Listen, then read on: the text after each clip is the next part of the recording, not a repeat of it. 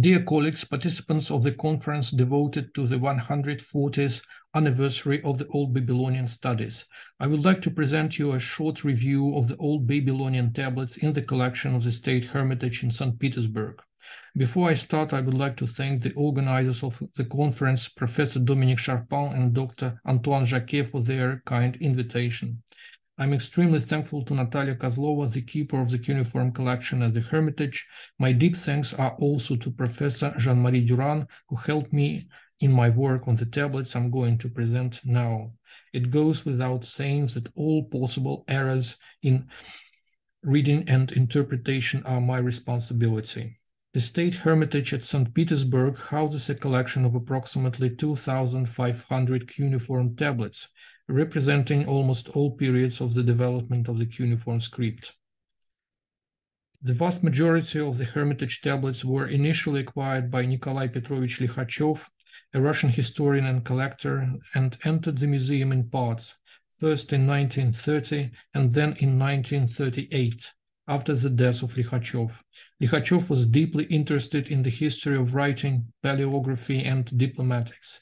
Being a specialist in the medieval texts, he had no knowledge of cuneiform, but his intuition allowed him to acquire an excellent sample of the ancient Mesopotamian tablets dating from all main periods of the cuneiform civilization. The major part of the collection is represented by the texts of the 3rd millennium BC, mainly in Sumerian. Old Babylonian tablets occupy a rather modest place.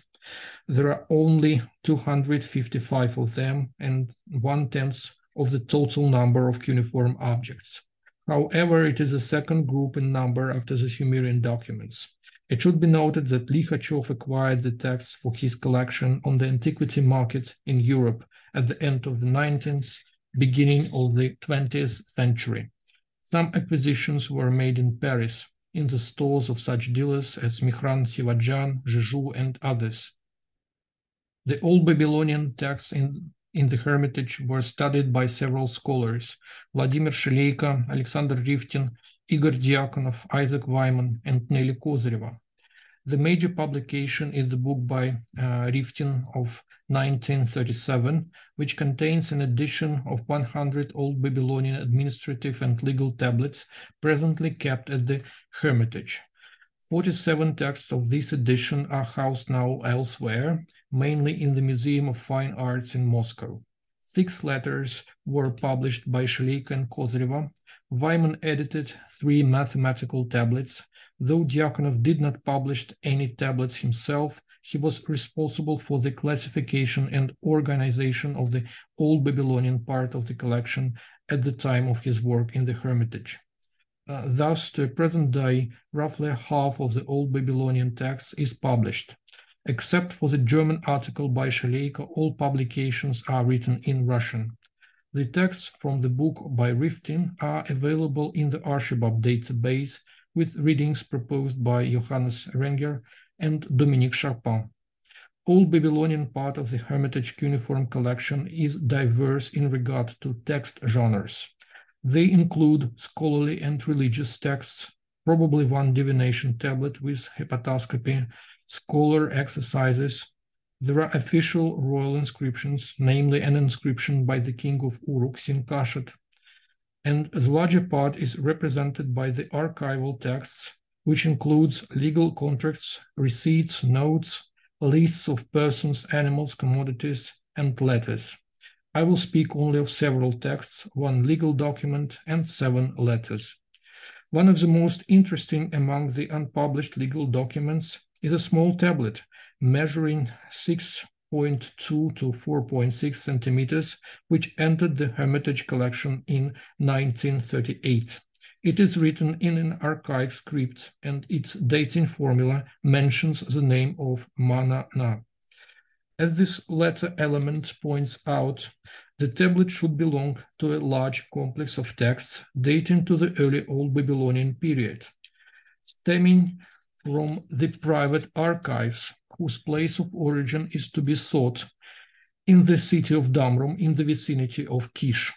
The overall number of this corpus is 250 documents. The most significant part of this corpus is kept in Louvre and Yale collections. Apart from that, texts of this group are represented in many other museum collections around the world. Having listed these museums in his 2017 article, Rins de Boer remarks that this list is not a closed one, and apparently new texts of the Manana dynasty should still come to light from different private and official museum collections. The example of these Hermitage tablets shows the correctness of this prediction. This tablet is a sale document. The object of transaction is a female slave, Purattum Umi. Her master Bagdia sells her for 14 shekels of silver to Sin Idinum. There is a bucanum clause, bucanum shutuk. He made her pass along a wooden pestle. The participants of the deal promise not to claim against each other. They take an oath by the king. The text ends with a list of witnesses and a date. The date consists of a month, evidently written with a mistake, and a year name. The name of the slave, Purattum Umi, the river Euphrates is my mother, belongs to the type of river names. The fact that it is a feminine name can be assured by a parallel in UET 5, 719, where the same name is preceded with the logogram Geme II. Maybe it is the first completely syllabic attestation of this name in the Old Babylonian corpus. The prices for slaves in the text of the Manana dynasty vary from 7.5 to 20 shekels. In the Hermitage tablets, the price is rather high. The buyer in the text is Sin Idinum, though no affiliation is given. He is probably identical with Sin Idinum, son of Sania, whose archive contains 26 texts. With the Hermitage tablet, it amounts now to 27. Interestingly, 25 of this number are represented by the documents from Louvre. As was already remarked, Likhatchev acquired a considerable part of his collection from the Parisian antiquity dealers. Chronologically, the archive of Sin Idinum spans from the 4th year of Halion to the 2nd year of Sumu Yamudbal, from 1892 to 1858, which corresponds approximately to 35 years. Legal acts and economic activities of Sin Idinum, as well as of his son Rish Shamash, are attested by this archive. As for the contents of the documents, there are 17 acquisitions of fields, gardens, and date groves, 6 loans, and 3 slave sales. The Hermitage tablet is the 4th in this row. The buyer is called Bagdia. This name is attested in 3 other texts of the Manana corpus, in YOS 1454, R28, and in YOS 14104. On the first 2 tablets, there is an impression of the seal of a certain Bagdia, son of Hamasiro. Both documents are loans. In R28, Bagdia takes a loan himself. In YOS 1454, his name does not appear in the text. It is present only on the seal impression. In YOS 14104, Bagdia has no patronym and is acting as a seller of a field. The question of identity of Bagdia of the Hermitage text with some of the aforementioned personalities cannot be solved for sure at present. Unfortunately, Bagdia's characteristic in line 6 is difficult from the epigraphic point of view. At the end of the line, there is the name of the god Sin. It can be a theophoric element of the personal name, which can be a name of Bagdia's father. Then the first sign in the line is Dumu. The name of Sin can also be a part of Bagdia's title, evidently connecting him to the sphere of religion. All depends upon the reading of the initial sign or 2 initial signs in the line. If it is Dumu plus sign like Bur, Shu, Sig, one could read Bagdia, son of Bursin, Shusin, or Ipiksin. If it is a single sign, then it should be most probably read Balag, a logogram which renders a name of a musical instrument, but here it should stand for Shabalagye, an occupation name that is of a musician playing the balag instrument. It is additionally defined by name of the moon god Sin, whose cult was important in the state of the Monana dynasty. We made a choice in favor of this second option. The absence of nota genitive sha is an obvious drawback of this solution, but an alternative reading, as Bagdia's filiation, is also problematic because of the shape of the first sign. Besides, on the impression of the seal, the name of Bagdia appears on the second line, whereas on the first one should expect his title, rather his father's name. Unfortunately, exactly the first line of the seal impression is poorly preserved. If the correct version contains the reading of Balag, then an identity with Bagdia from 3 other texts remains a possibility. The names of some witnesses, such as Ibn Sin and Iliya, are found elsewhere in the corpus. These names are quite common, so there is of course no confidence that they are the same persons.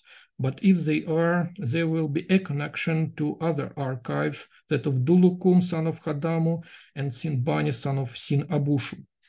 The dating formula is, of course, a valuable piece of information in this text. The closest one is the year name called Monana D by Dominique Charpin, or Monana double K, according to Stephen Simmons. This already known formula looks like a year when Monana fashioned the bronze drum of the Nanos temple. It can be suggested that both formulas refer to one and the same event. The variability of formulation is a characteristic feature of the year names in the Monana corpus. The formula in the Hermitage document is, however, different from that of the Louvre and Yale texts because it had the word Mu'us Sa, the year after, which means that it can be a separate year. This in turn can bear significance for the reconstruction of the chronology of the Monana dynasty. Turning to the next group of texts, letters, it should be noted that some of them are of considerable historical import and they complement the information of already known sources. All in all, there are 23 Old Babylonian letters in the collection of the Hermitage. The first text is the most important from the historical point of view, a letter by Hammurabi to Sin-Iddinum, the governor of the conquered Larsa kingdom. It is a very short document containing an order to come to Babylon addressed to Sin-Iddinum. It was published by Vladimir Shileiko in 1914, and an electronic version of this edition is available at the Archibald site. The letter 15057 is a part of the ancient Near Eastern exposition at the Hermitage nowadays. It is written by Shamash Nishu to several addressees. The author asks to send 2 core of fine soil on a boat belonging to Shamash Natsar. Shamash Nishu demands not to detain his agent and adds a threat: "I will not keep you alive." Next several letters are connected to the activities of Balmunamkhe and his household in Larsa. In her publication of the letters, Nelly Kozreva has demonstrated several parallels between these letters and the texts from Louvre, published in ABB 14. In the letter 15058, 3 topics are discussed. All of them are connected to agriculture. The author, the agent of Balmunamkhe, Tsili Shamash, reports about the fulfillment of his lord's instructions. The first one is an order to send oxen. Tsili Shamash responds that the old oxen are busy with working on a sesame field. Another group of animals can be sent immediately for transporting the reed bundles. The second question concerns the barley crops in 2 towns, Shirimtum and Pi-Ilim. Tsili Shamash says that the grain in both locations will be winnowed and sent to Balmunamkhe as soon as it is ready for transportation. Finally, Tsili Shamash discusses the transportation of barley to Larsa, to the storages of the Balmunamkhe's household. The boats will be needed for this. Interestingly enough, the content of this letter has something in common with ABB 1456. As we see, the formulas concerning the grain in two cities are almost identical. The next letter, 15059, develops the contents of the previous one. Tsili Shamash informs about sending of 660 core of barley to his lord. Equally, this letter picks up a topic which is discussed in another text from Louvre, namely in ABB 1455, in which Tsili Shamash reports Balmonamhe about the fabrication of the doors ordered by Balmonamhe, and in which the description of these doors is given. In 15059, Tsili Shamash announces the completion of the work. The doors are installed in the house.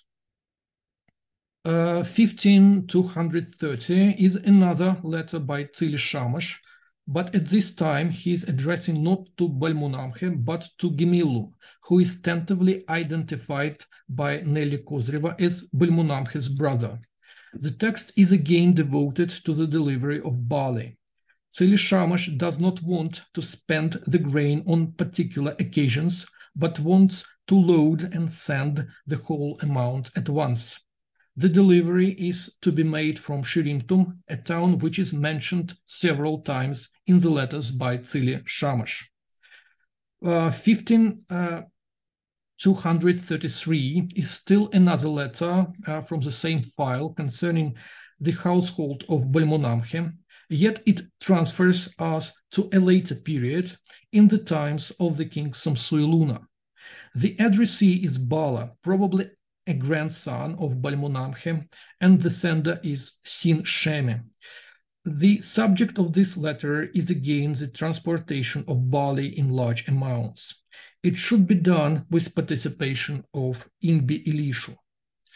The following document, 15226, also has parallels among the texts from Louvre edited in ABB 14, namely in numbers from 65 to 71.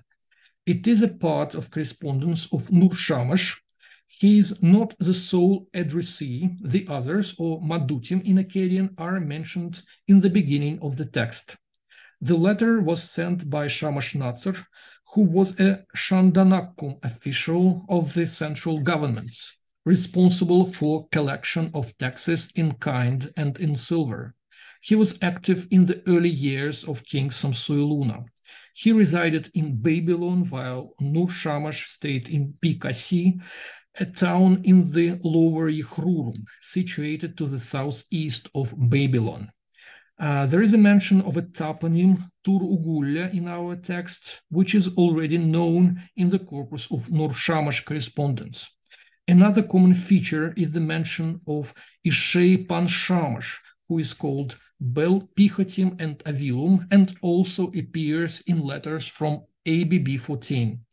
The letter is devoted to the deliveries of dates. A part of them should be paid to the palace.